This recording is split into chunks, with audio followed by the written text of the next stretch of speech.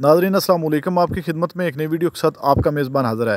नाज़रीन, chief justice साहब पाकिस्तान काजी फैज़ ईसा जब से इन्होंने कमांड संभाली है, ये पीटीआई के ज़ाती तौर पर नाकद हैं और जब भी कभी पीटीआई के केस की समाअत अदालत में लगी होती है तो ये पीटीआई के वकील को बोलने तक नहीं देते, अपनी मर्ज़ी की अपनी बातें करते रहते हैं और जब भी कभी वकील बोलने लगता है तो उसको बीच में ही टोक देते हैं। लेकिन आज नाज़रीन, चीफ जस्टिस काजी फैज़ ईसा के सामने जस्टिस अतर मिनुल्लाह डट गए। अतर मिनुल्लाह का एक जुमला जिससे काजी फैज़ ईसा की बैंड बज गई। नाज़रीन, वीडियो बड़ी कमाल की है, वीडियो मुलाज़ा फरमाएं, फिर इस पर मुकम्मल तफसील आपके सामने रखते हैं। बातों को छेड़ दिया है, फिर पूरी बात कीजिए, फिर रुकिए नहीं। Blame on this court. Let me complete, एक सेकंड प्लीज, लेट मी जरा बात तो करने दें आगे। अगर सच सब बोलना शुरू कर दें तो सच बहुत कड़वा है, सच कोई बोलता ही नहीं है।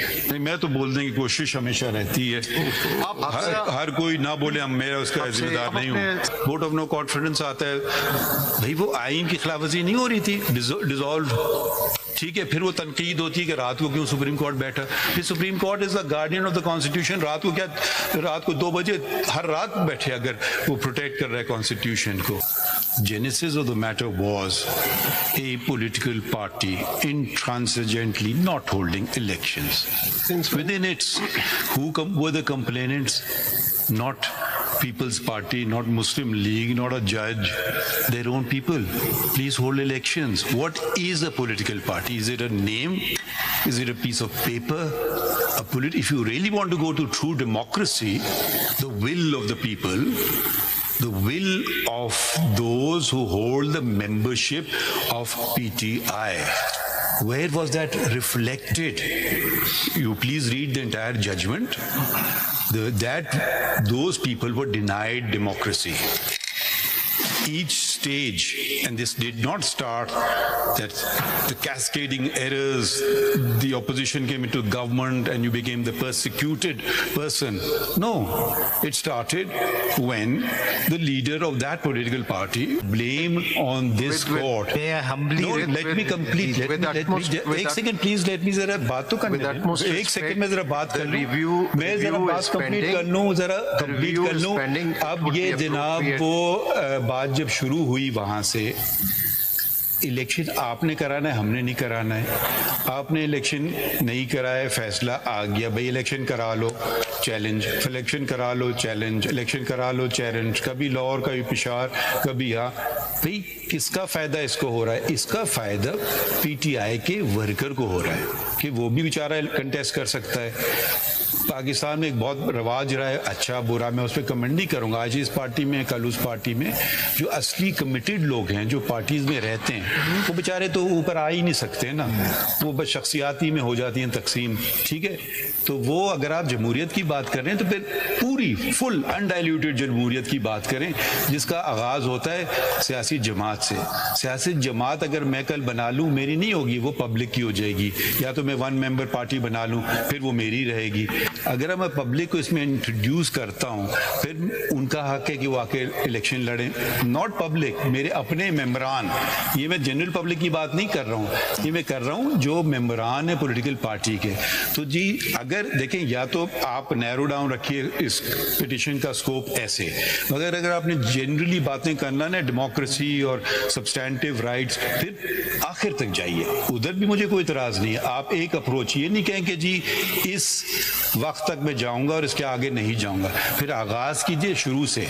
फिर ये ना उस जमाने में इलेक्शन कमीशन और ये और वो और इस्टेब्लिशमेंट वगैरह, वो बातों में आप नहीं जाएं, वो आप हमसे ज्यादा बेहतर जानते हैं कि क्या हो रहा था। तो वो कौन ऑर्डर कर रहा था? उन्होंने कहा जी मुझे साल दे दें, साल दे दिया। आप पढ़ लीजिए judgment, judgment is in the field and it's in the field, it's a judgment in the field, whether you like it or not. आप उस पर तनकीद कीजिए, मगर आप पूरी जमहूरियत पे तो चले जाएं ना। या फिर आप कहें कि जस्ट हर जगह आप ये बात आती है, अच्छा दूसरी बात लेके चलिए, ये पार्लियामान बराबर थी, वोट ऑफ नो कॉन्फिडेंस आता है भाई, वो आइन की खिलाफवर्जी नहीं हो रही थी, डिसॉल्व, ठीक है, फिर वो तनकीद होती है कि रात को क्यों सुप्रीम कोर्ट बैठा। फिर supreme court is the guardian of the constitution. रात को क्या, रात को 2 बजे हर रात बैठे अगर वो प्रोटेक्ट कर रहा है कॉन्स्टिट्यूशन को। तो देखिए, फिर जमहूरियत पर करें तो जमहूरियत की बात करें, पूरी करें। ये आदि नहीं कि जी ये बस मेरे लिए तक है, मैं इस बात में नहीं जा रहा था, मगर क्योंकि आपने इन बातों को छेड़ दिया है, फिर पूरी बात कीजिए, फिर रुकिए नहीं। इतना तो आप फेयर होते हैं हमेशा, आज आप इतना फेयर हमें बन के दिखा दीजिए। I did not discuss the 13 January judgment. I only referred to that as a fact. Faisal, इस पे रिव्यू पेंडिंग है। अगर सारी चीजें यहीं डिस्कस करनी है तो फिर रिव्यू भी सिर्फ फैक्ट्स वाली बात कर रहा था। ये विद ग्रेट रिस्पेक्ट फैक्ट्स वाली बात कर रहा था। चलें आगे बढ़ें। सबमिशंस जो आपके सबमिशंस हैं, विद ग्रेट रिस्पेक्ट चलें आगे बढ़िए, प्लीज बढ़िए ना आगे। अगर सच सब बोलना शुरू कर दें तो सच बहुत कड़वा है, सच कोई बोलता ही नहीं है। नहीं, मैं तो बोलने की कोशिश हमेशा रहती है। हर कोई ना बोले, हम मेरा उसका जिम्मेदार नहीं हूँ। आगे चले मिस्टर फैसल। आपके सबमिशन से 2 मिनट पहले जरा एक चीज है कि एक बात पे I am 100% in agreement with justice Munib के ये बेसिक जो फॉर्म था वो कल से मेरी आर्गूमेंट्स है कि वो बेसिक फॉर्म पीटीआई की तरफ से जमा किए थे, ये पीटीआई के कैंडिडेट थे।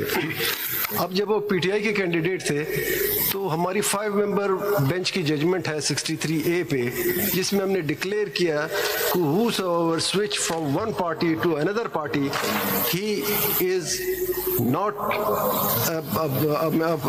qualified. क्लॉज लगेगी ना। हमने इसमें लिखा 61 में प्लीज